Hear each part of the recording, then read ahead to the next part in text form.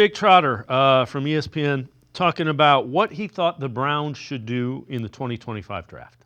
Got so many different needs: left tackle, running back, pass rusher, receiver, that the wise move would be to trade down. And I think that's what they would want to do. Just knowing Andrew and his staff, that's typically how they've operated. They look at value, and you're right. Like, they don't have any young players who are former first-round picks outside Newsome and JOK, that are on their first contracts or earlier in their extensions. So they're going to have to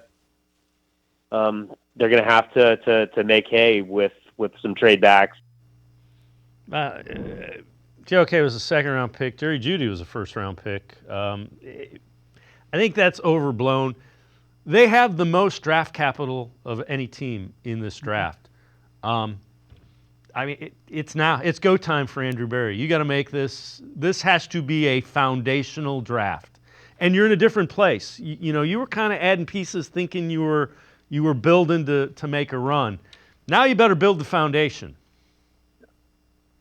Yeah, you still have your roster cornerstones on the defensive side of the ball, but you need to retool that offense, and you're going to have to use your draft to do it. And you can't just take the stabs of guys who could be rotational guys earlier in their career and work their way to be starters.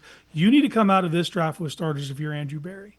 You need to, 5 picks in the top 103. You need to nail some of those. Those need to be guys who contribute right away and can be considered cornerstones, especially on the offensive side of the ball.